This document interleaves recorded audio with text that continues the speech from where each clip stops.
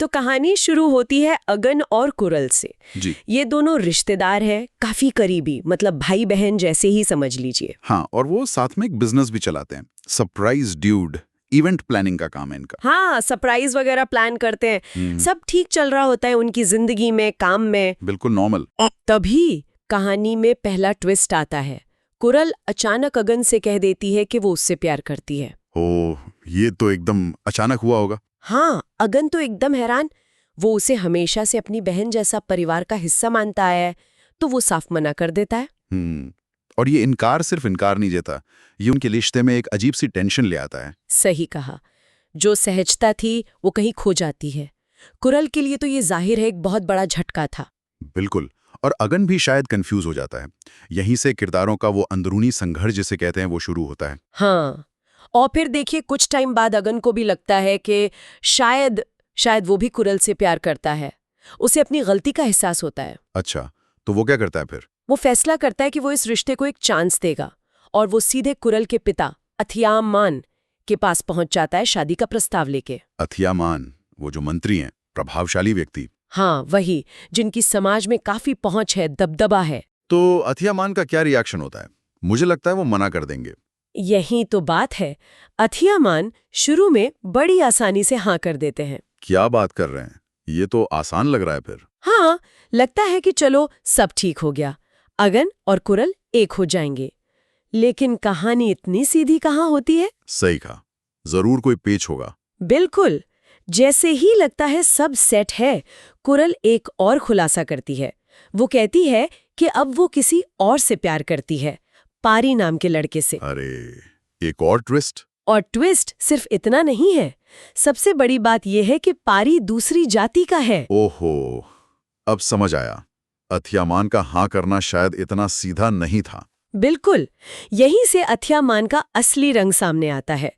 वो आदमी जो अभी रिश्ते के लिए मान गया था, अब एकदम पलट जाता है, कट्टर विरोधी बन जाता है इस रिश्ते का। ये जागती वाला एंगल आते ही चीजें बदल गईं। हाँ, और वो सिर्फ जुबानी विरोध नहीं करता, वो एक भयानक राज खोलता है जो उसने सालों से छुपा रखा था। क्या?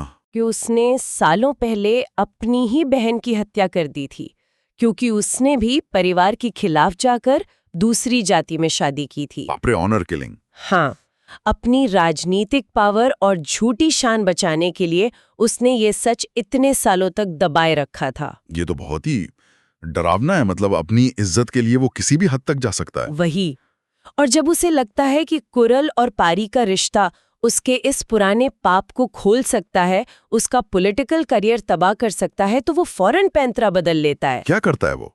वो अगन पर ही इल्जाम डाल देता है कि ये सब अगन की शरारत है, वो कुरल को भड़का रहा है। खुद को बचाने के लिए वो किसी भी हद तक गिर सकता है। ये पावर का वो कुरूप चेहरा है। तो अब कुरल और पारी का क्या होगा अथियामान जैसे दुश्मन के सामने? मुश्किल तो बहुत बढ़ जाती है। वो भागने का सोचते हैं। शादी के रिसेप्शन वाले दिन अगन उनकी मदद करने का प्लान भी बनाता है। यहाँ अगन का किरदार देखिए, वो कुरल से प्यार करता है पर अब उनकी मदद कर रहा है।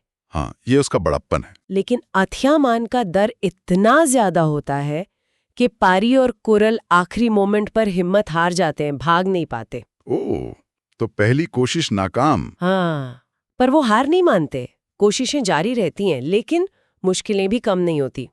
पारी के पास पासपोर्ट नहीं होता तो विदेश जाना मुश्किल। फिर थाईलैंड जाने का प्लान बनता है, लेकिन इमिग्रेशन वाले रिटर्न टिकट मांग लेते हैं जो उनके पास नहीं होता। वो प्लान भी फेल। अरे यार, एक के बाद एक मुसीबत। फिर अगन अपनी जान पहचान इस्तेमाल करके कनाडा भेजने का इंतजाम करता है। पारी का वीजा लग भी जाता है, लगता है अब शायद काम बन जाएगा। लेकिन फिर कुछ हुआ। हाँ, पता चलता है कि कुरल प्रेग्नेंट है।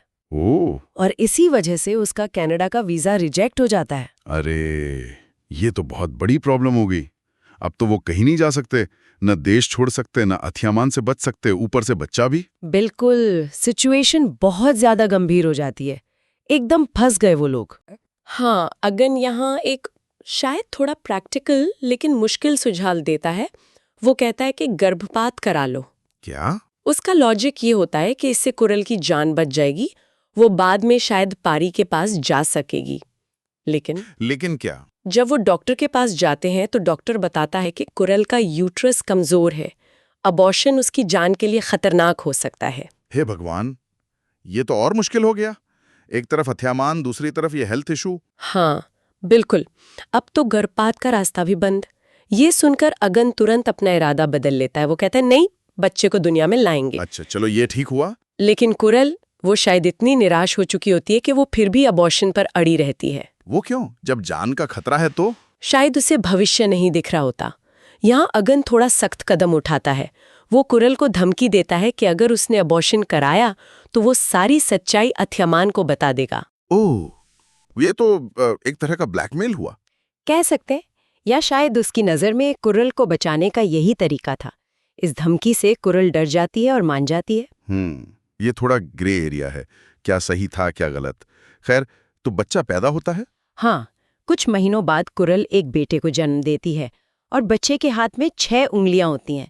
ये शायद एक पहचान है आगे के लिए। 6 उंगलियां, इंटरेस्टिंग डिटेल है। और यहाँ अगन एक और बहुत बड़ा कदम उठाता है। शायद कहानी में उसके त्याग का ये सबसे बड़ा पॉइंट है। वो क्या करता है? बच्चे को कानूनी पहचान देने के लिए और कुरल को समाज की नजरों से बचाने के लिए वो बर्थ सर्टिफिकेट में पिता के कॉलम में अपना नाम लिखवा देता है। क्या मतलब, वो बच्चे को अपना नाम देता है? हाँ, और सिर्फ नाम नहीं देता, वो बच्चे की पूरी देखभाल भी करता है, क्योंकि पारी तो तब तक कनाडा जा चुका होता है। ये तो बहुत बड़ा बलिदान है। अपना प्यार कुर्बान किया, अब उसके बच्चे को भी अपना लिया। निस्वार्थ प्रेम शायद इसी को कहते हैं। हाँ, पर सवाल ये भी है कि क्या ऐसे झूठ पर रिश्ते टिक सकते हैं? ये सच्चाई को और उलझा नहीं रहा। ये बात भी सही है। एक झूठ को छुपाने के लिए 100 और झूठ। खैर, कुरिल का क्या होता है? वो विदेश जाने वाली थी। हाँ, वो तैयारी कर रही होती है, लेकिन इसी बीच अगन का एक दोस्त, शायद उसे अगन की हालत देखी नहीं जाती, वो कुरिल को सब सच बता देता है। क्या सच? यही कि अगन हमेशा से उससे प्यार करता था। जब कुरिल ने पारी को चुना तो वो चुपचाप पीछे हट गया, और तब से वो जो कुछ भी कर रहा है वो सिर्फ उनकी खुशी के लिए कर रहा है, यहाँ तक कि बच्चे को अपना नाम देना भी। ओहो, कुरिल को जब ये पता चला होगा? हाँ, वो एकदम हिल गई होगी। उसे शायद अंदाजा भी नहीं होगा कि अगन ने उसके लिए इतना कुछ किया है। वो बहुत इमोशनल हो जाती है। अब उसे लगता है कि उसकी जिम्मेदारी है कि वो अगन को उसकी खुशी वापस दे। वो फैसला करती है कि वो अगन के लिए एक अच्छी लड़की ढूंढेंगी, उसकी शादी कराएगी। अच्छा। हाँ, और इसी इरादे से वो अगन से ऑफिशियली तलाक ले लेती है, ताकि अगर अपनी लाइफ में आगे बढ़ सके।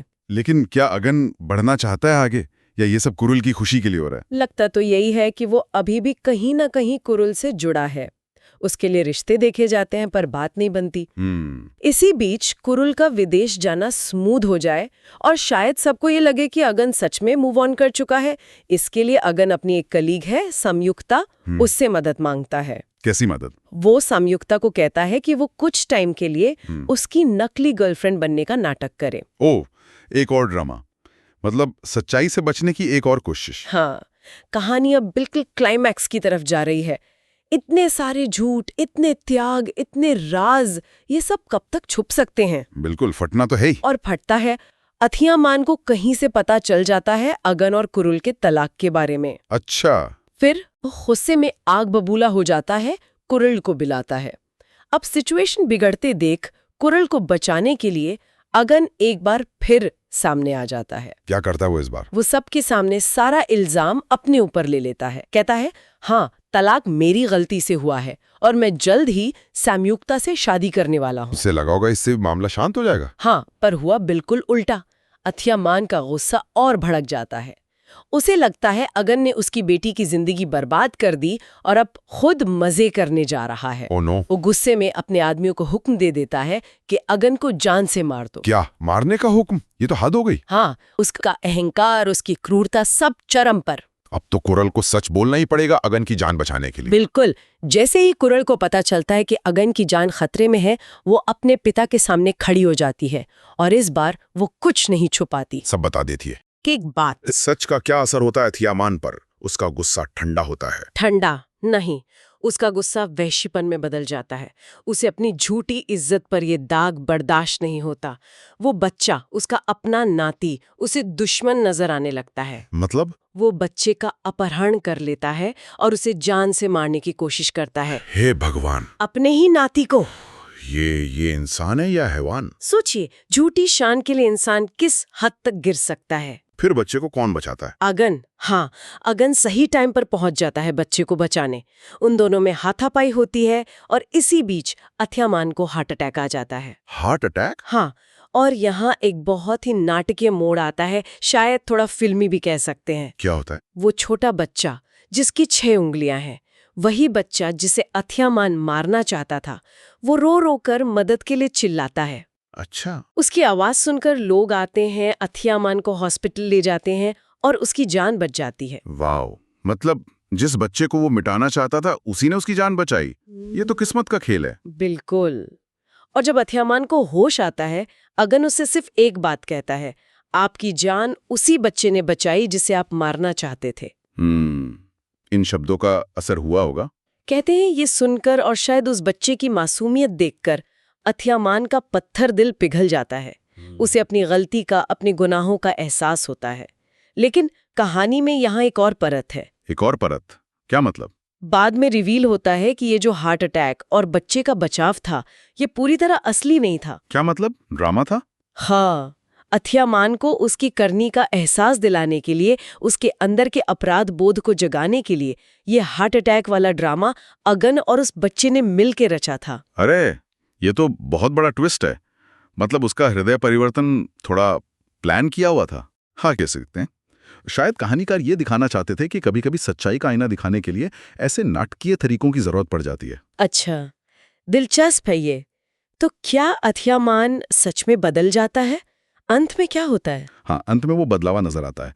वो सबके सामने पब्लिकली अपने सारे गुनाह कबूल करता है, अपनी बहन की हत्या का राज भी खोल देता है ओह! और खुद को पुलिस के हवाले कर देता है, जेल चला जाता है। शायद उसे अपने कर्मों का फल भुगतने और एक तरह की शांति पाने का यही रास्ता दिखता है। और अगन का क्या हुआ? जिसने इतना कुछ झेला, इतना त्याग किया, उसे क्या मिला? अगन के लिए भी कहानी एक पॉजिटिव नोट पर खत्म होती है। एक पोस्ट क्रेडिट सीन है जिसमें अगन की माँ बताती हैं कि अगन और सामयुक्ता, वो लड़की जो नकली गर्लफ्रेंड बनी थी, वो अब सच में एक दूसरे को पसंद करने लगे हैं और उनकी शादी तय हो गई है। अच्छा, चलो, अंत भला तो सब भला। अगन को भी उसका प्यार मिल गया। हाँ।